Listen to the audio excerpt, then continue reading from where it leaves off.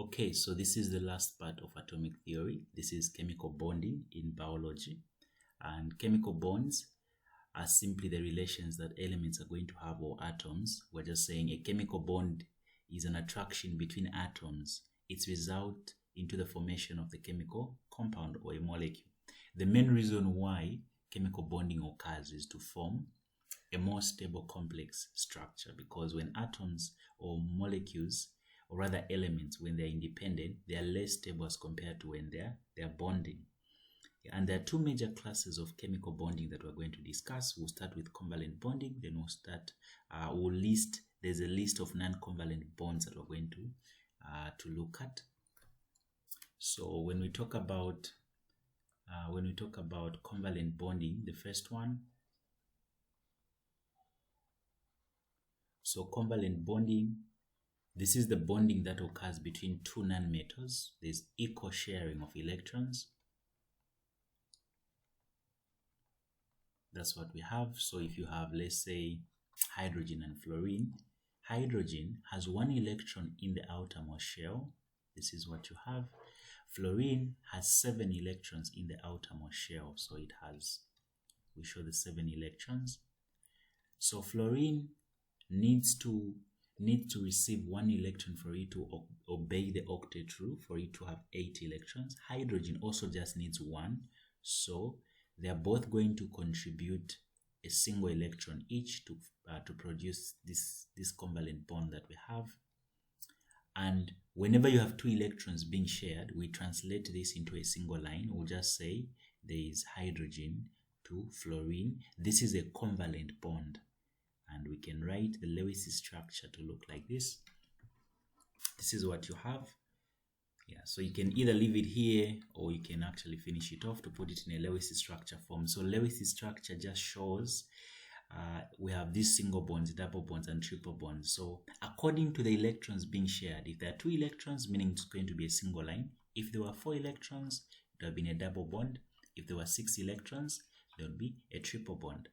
And if there are any lone pairs on the atoms, you have to show them. The lone pairs are these electrons that are not participating in the bond. Yeah, so this is under covalent bonding. The key word is equal sharing of electrons, and only occurs between nonmetals and a nonmetal to nonmetal. That's when a covalent bond is formed. Then the second type of a bond, these are non-covalent bonds. Now these are a lot. Non-covalent bonds. So these are going to be in a list form. So if I may just show them to you here. So they're explaining what a covalent bond is. This is what I was explaining. That's the whole thing about a covalent bond. And maybe I should add, sometimes a covalent bond can either be polar or non-polar, depending on the electronegativity of the elements that are involved. Yeah, so covalent bonds, they can be categorized into two parts. It's polar. It simply means your thing can produce dipole moments. It has dipoles, meaning partial charges. Or it's non-polar, meaning it has no dipoles. There are no dipoles that can be experienced. Dipoles are simply partial charges. So for instance, the hydrogen and the fluorine that you are having, according to the electronegativity values or the trends of the periodic table, electronegativity increases as you go up a group or from left to right. So if you've done this in atomic structure under the chemical bonding, you'd agree with me that the fluorine here is simply more electronegative than the hydrogen.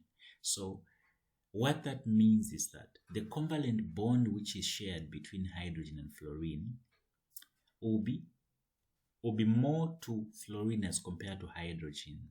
So we can show it an arrow like this, then show a positive this side, showing that fluorine is the one that's partially negative and hydrogen is partially positive. How this happens is simply in the same sharing of electrons. You expect the electrons to be symmetric between hydrogen and fluorine, but the electrons are going to be further to fluorine as compared to hydrogen. So you see that they are closer to fluorine. Yeah, so no wonder fluorine attains a partial negative charge, leaving hydrogen to attain a partial positive charge because it is deprived of electrons. This is negative and this is positive. Yeah, so the dipole moment goes in the direction of the element that is more electronegative. Yeah, so whenever those charges exist, we're saying, or if there's a chance that those charges can exist, meaning that particular molecule is a polar molecule or it's a polar covalent bond, whenever no dipoles can result, we're simply going to have a nonpolar molecule like this. This is a perfect example of a nonpolar molecule, something like this. Or just hydrogen, normal hydrogen, because each hydrogen to hydrogen, the electronegativity difference here is going to be 0. So there are no charges that can exist. Yeah, so those are the two categories you need to take note of. Now, for non-covalent bonds, we have a list of them. They have the common one, which is ionic bonding. So ionic bonding is when you have a metal and a non-metal. The metal loses the electrons and becomes partially positive. The non-metal gains that electron and becomes partially negative. So because they are of opposite charges, they will attract. This is basically what you have. Yeah. Then the second type of a non-covalent bond, we can talk about hydrogen bonds. So hydrogen bonds is whenever you have hydrogen in another molecule attracted to, so this is attracted to an electronegative element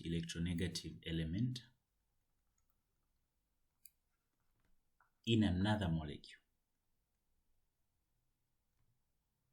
That's when you experience a hydrogen bond. Yeah, so this can be illustrated using water. So if you have a water molecule, this is your water molecule. There's another water molecule here, right? Yeah, so according to how we studied water, we know this has two negative charges. Then this is positive, then this is positive. The same applies to this, negative and negative. This is positive, and this is positive. A hydrogen in another molecule, so this is a whole different water molecule, right? Attracted to an electronegative element in another molecule. This is mostly fluorine, oxygen, or nitrogen. That's what we mean by an electronegative element. So this is the only time that hydrogen bonds are formed. Whenever you have a hydrogen atom in another molecule attracted to an electronegative element or atom in another whole different molecule, that's when you experience hydrogen bonding. And these are strong. This we'll explain later on. If you've done water, it explains why we have a good surface tension when it comes to water. Yeah, so we have ionic bonds, then we have hydrogen bonds, then van der Waals. Van der Waals are just type of interactions or forces that exist because of distance. So whenever things are in close proximity, there are going to be attractions. Those attractions are what we call van der Waals.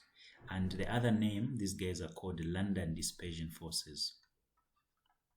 So these are London dispersion forces because they are very weak, but they exist in anything, provided you put two things close to each other.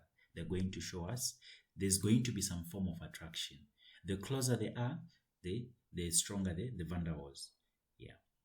Then hydrophobic interactions. This is simply those interactions that hate water. So we're just saying the resistance or the repelling forces that we experience whenever an object is not hydrophilic. The opposite of hydrophobic is hydrophilic. So whenever these are water-hating interactions, a good illustration will be depicted under lipids. There's a video under lipids. Lipids are formed in such a way that the head is hydrophilic and the tail is hydrophobic. So the heads are okay with attracting water, with being close to water, right?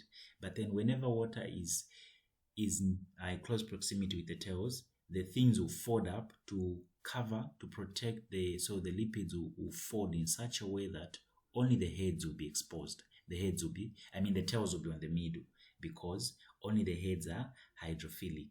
The tails are hydrophobic. So these are simply water-hating interactions or forces of interactions that are experienced whenever something does not like water. We can say it in those terms. Yeah. So this is basically what they're trying to say here. Everything here, this is what they're trying to explain. Hydrogen bonds, van der Waals, close proximity, hydrophobic. Then we can discuss something in terms of, okay, so here they're explaining how water is formed. So here, yeah, this exercise here, they're saying, describe the general structure of an atom. We know to say an atom, the general way is that an atom has, you know how it goes. If you know the number of protons, the number of electrons, the number of neutrons, you can go ahead to even write this type of configuration, right? Yeah, so you can just stick with this. The normal description is that an atom is the smallest particle of an element with subatomic particles known as protons, electrons, and neutrons. Then they are saying describe the distribution of electrons in atomic orbitals and atomic shells. So they just want the configuration, which is the 1s2, 2s2. That's how we distribute the electrons. Differentiate between atomic shell and atomic orbital. So atomic shell is the energy level that we are able to find electrons. So let's say shell number 2. Shell number 2 is able to accommodate 8 electrons.